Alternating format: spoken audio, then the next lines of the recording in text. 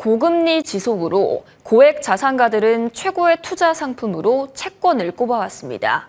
특히 미국 연방준비제도가 올 하반기 세 차례 금리 인하를 예고하면서 막판 수요도 많은데요. 그런데 정부가 밸류업 방안으로 배당소득세 완화를 예고하면서 이런 흐름이 달라질 것이란 전망이 나옵니다. 세금에 민감한 자산가들이 절세에 유리한 고배당주 비중을 늘리는 포트폴리오 조정에 나설 가능성도 제기됩니다. 김혜수 기자입니다. 채권 투자의 가장 큰 장점은 확정된 이자를 받으면서도 매매 차익까지 얻을 수 있다는 겁니다.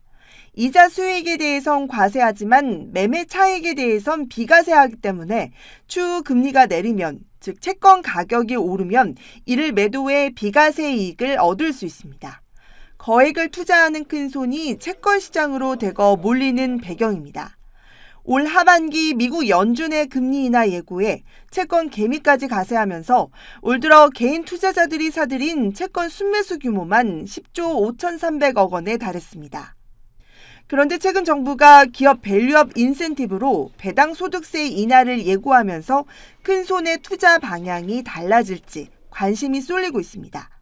현행 소득세법상 배당소득과 이자가 2천만 원을 넘을 경우 최고 세율이 49.5%인 금융소득 종합과세 대상이 됩니다.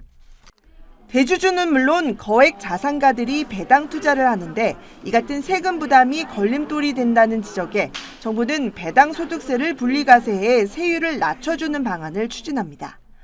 일단 이 배당소득세에 관심을 갖고 있는 고액 자산가들은 분명히 있다라고 생각을 하고요. 그 세율에 대한 정책적인 부분이 이제 좀 유인이 있을 만한 그런 세율 체계를 가지고 있다면 현재의 본인의 투자 비중에서 성향을 조금 고배당주로도 이동할 수 있을 것 같다. 관건은 큰손이 주식시장으로 돌아올 만큼 세금을 얼마나 낮춰줄지입니다. 정부는 배당소득을 분리과세해 현행 원천세율 15.4%로 낮출지 아니면 이보다 높은 세율을 유지할지 등을 다각도로 검토하고 있습니다. 거액 자산가, 대주주에 대한 부자 감세 논란 속에 보름도 채 남지 않은 총선 결과에 따라 세법 개정안이 통과할지도 지켜봐야 할 변수입니다. 머니투데이 방송 김혜수입니다.